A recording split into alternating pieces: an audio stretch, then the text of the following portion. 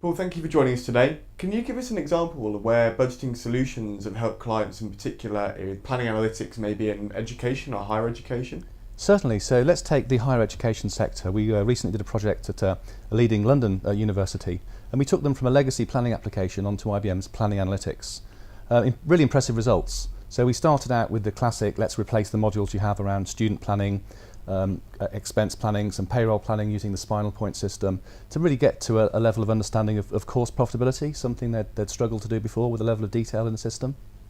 And there's so many universities that run their businesses on Excel effectively. What are some of the benefits of moving from, spreadsheets to real planning analytics? Well, in this case, they did the basic automation, but there were so many areas of the organisation using spreadsheets. There was one example of some Excel planning processes around payroll on a monthly basis for reporting and analysis, and it was taking nearly a full-time job to do these reports. And so by putting it into planning analytics, we just automated that, effectively freed up a single head to be redeployed to more effective analysis and reporting elsewhere in the organisation.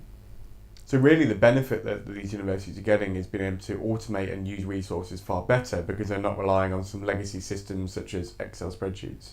Absolutely, and also what we're finding as we go through, we start out with the classic budgeting and forecasting, the roles of finance that are traditionally automated with these tools. But increasingly we go much beyond finance. So got a couple of examples of the asset register where they didn't have a lot of visibility into when assets were coming up to expire, so the lab equipment maybe would fail, courses weren't able to be delivered effectively.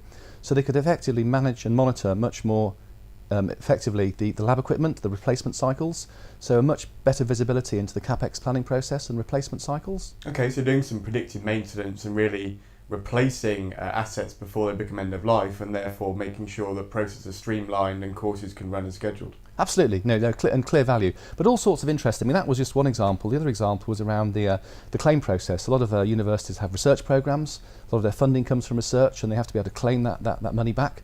And to do that, they have to be able to identify and illustrate and show, almost prove where their resources have been consumed.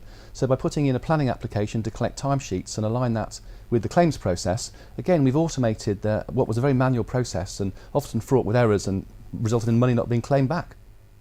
So there's some great benefits that you've delivered to that particular university. In what way did that actually affect the user experience though? Well, there are two things there. I mean, I think the university did a lot of work themselves. We just provided some guidance. They're smart people and they've built most of the applications themselves. It's so easy.